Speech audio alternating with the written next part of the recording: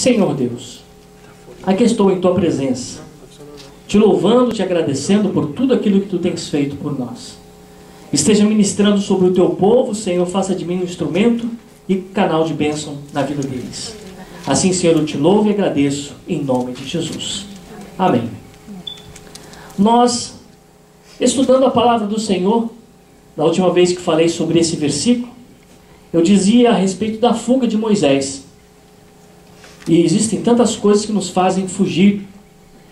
E falei também da letra que mata, da lei, que determinava o julgamento sem piedade e, com certeza, sem misericórdia. Entretanto, eu quero lembrar que quando Moisés foge do palácio e do Egito, ele precisava encontrar um rumo. Quantas vezes nós saímos de alguma situação, muitas vezes fugimos de algumas situações e ficamos sem rumo. Entretanto, nós devemos encontrar aonde ir. Moisés não sabia para onde correr. Ele sabia que o império egípcio era grande e ele precisava sair dos limites daquele lugar.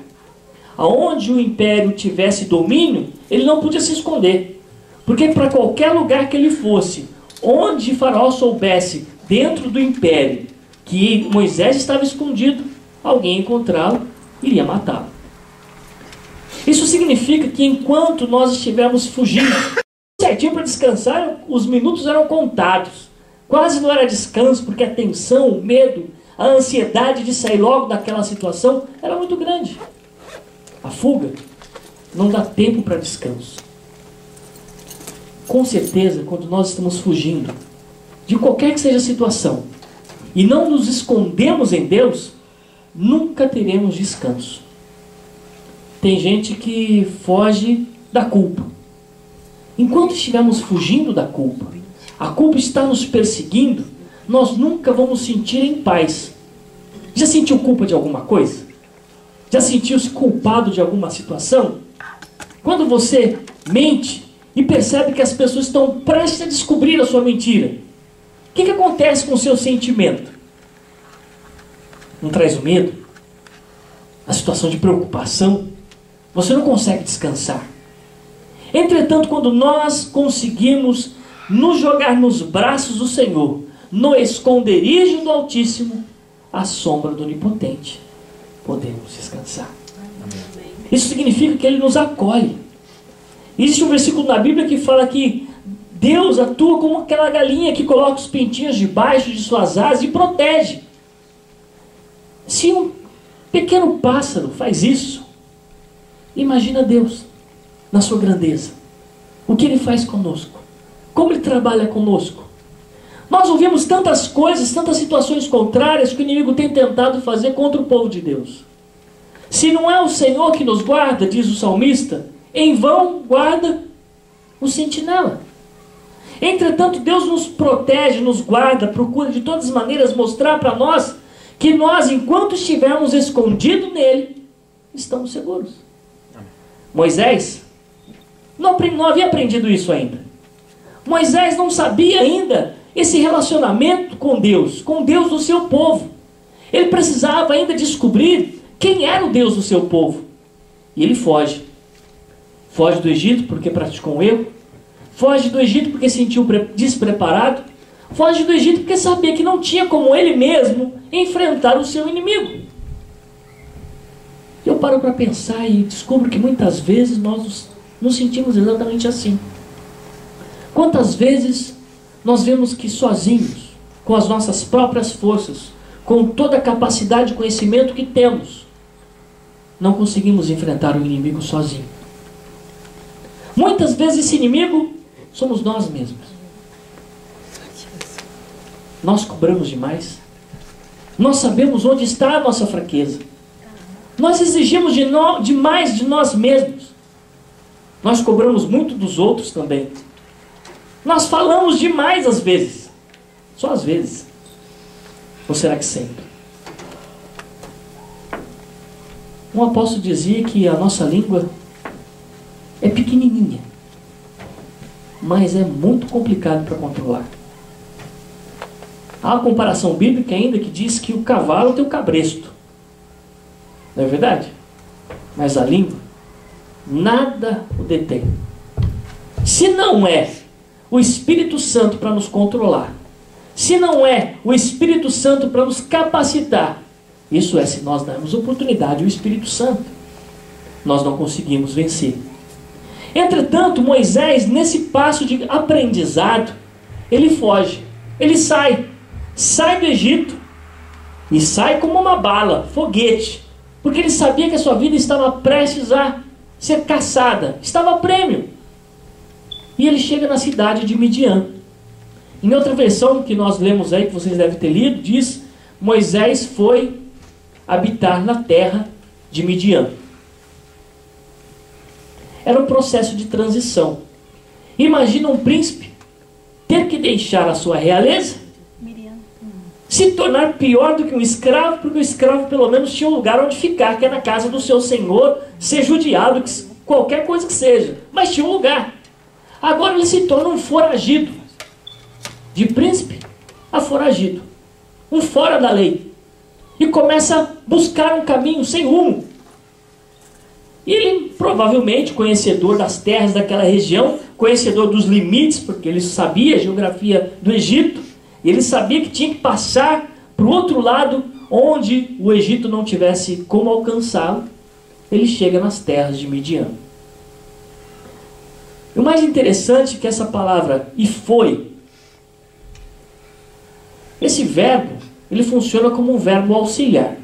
Não sei se você sabe, eu lembro um pouquinho do português. O verbo auxiliar, ele tem uma função muito interessante. Ele vai capacitar o verbo que você quer usar com mais força, com mais intenção, com mais intensidade.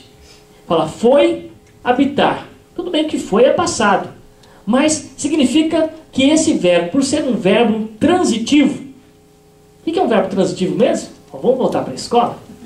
Ah, pastor, peraí, transitivo tem alguma coisa com trânsito. Pode até ser, pode até ser. Ah, pastor, mas faz muitos anos que eu saí da escola, nem lembro mais. Verbo transitivo significa um verbo que causa movimento, que faz com que o indivíduo que está sendo referido do verbo está saindo de um lugar, de uma situação, está em movimento, não está parado. E a Bíblia fala que ele foi, ou seja, ainda que seja no passado, ele fez um movimento, ele agiu em uma situação. E qual foi o movimento que ele fez? Ele foi habitar. Habitar é mais interessante, que não é um verbo transitivo. Não significa movimento. Ou significa? O que você acha? Habitar é um verbo intransitivo. Porque não tem movimento. Você estabelece-se em um lugar. Ou seja, você saiu de uma situação e parou. Enquanto estamos fugindo, nós nunca vamos encontrar a solução dos nossos problemas. Enquanto estivermos correndo, enquanto não enfrentarmos a situação, nós nunca vamos resolver o problema que estamos com ele em nossa vida. Por isso que na psicologia, eles sempre buscam resolver os problemas chamados fuga. Fuga da realidade, fuga da situação, fuga do problema. Essas fugas é só uma máscara que você coloca para disfarçar o problema que você está enfrentando. Mas o que Deus quer é que você assuma a postura de um vencedor, que é enfrentar a situação e falar: Deus, esteja comigo agora, porque eu quero uma solução. Enquanto Moisés estava correndo, ele não sabia para onde ir. Mas quando ele chega em Midian, ele foi habitar, ou seja, ele estabeleceu e declarou: vou parar aqui, vou ficar aqui, e aqui é onde Deus vai fazer alguma coisa. Alguma coisa precisa acontecer comigo aqui. Enquanto você está correndo, você não vai conseguir escutar o que Deus tem para você. Enquanto você está em fuga, você não consegue ouvir nada, porque a sua meta, o seu coração, tudo que você tem na sua frente é correr. Já correu de alguma coisa? Já teve algum cachorro correndo atrás de você? Você consegue pensar em alguma coisa na hora que o cachorro está querendo morder as suas pernas? A única coisa que vem à sua mente é: deixa eu fugir desse cachorro. E com certeza, quando nós estamos nessa fuga e com medo, a gente ultrapassa qualquer muralha. Eu lembro que uma vez eu fui na casa do vizinho, claro, sem a permissão dele, e tinha um pé de goiaba lá no quintal dele. Também fui comer uma goiaba sem a permissão dele. E quando eu pulei o muro, eu não lembrava que tinha um cachorro lá. O japonês abriu até o olho. E quando o cachorro começou a rosnar perto de mim, vendo na minha direção, eu era baixinho, como sou até hoje, o muro de quase 2 metros, eu não sei como, mas naquela hora eu vivi a palavra literal de Davi. Com meu Deus, saltei muralhas. O medo faz a gente tomar atitudes muitas vezes impensáveis, incalculáveis, inimagináveis. Entretanto, quando nós nos agarramos em Deus, Ele quem faz as coisas impossíveis acontecerem em nosso favor. Moisés estava começando a aprender isso. E quando ele foi nessa atitude de buscar um socorro, mas primeiramente fugindo, ele descobre que ele não tinha como fugir mais. Ele tinha que parar em algum lugar. Para em Midian. E esse verbo habitar, que significa assentar, ajustar, adaptar. Tem umas coisas interessantes aqui. Esse verbo também, quando fala assentar, vocês lembram da passagem de Ló, que quando foi para Sodoma e Gomorra, diz alguns versículos que ele ficava sentado à porta. Lembram dessa passagem? E Ló ficava sentado à porta da cidade. Esse sentado à porta da cidade significava que ele era como um juiz. Ele fazia parte de alguns que julgavam na cidade, que praticavam a lei na cidade, pelo menos sentavam. Então Moisés, nessa situação, de repente, ele podia estar assumindo a postura de um juiz, afinal de contas, ele era capacitado para isso. E de repente, nesse lugar, ele estaria podendo usar desse atributo para ajudar ali na cidade de Midian. Esse verbo também habitar significa buscar, mas no sentido de encontrar um trabalho, encontrar um refúgio e encontrar uma solução para os seus problemas. Porque ele também estava precisando. Eles precisavam agora uma família, porque a sua família ficou para trás. Tudo ficou para trás. O seu sonho, tudo. Agora uma vida nova, ele teria que realizar tudo novo. Agora, uma outra função dessa palavra habitar também significa casar. Ah, pastor, mas nada a ver. Habitar, casar, julgar, o que tem a ver o casamento agora? É porque esse casamento também era uma das soluções que ele precisava. Ele precisava constituir uma família. Ele precisava começar tudo do zero, tudo de novo.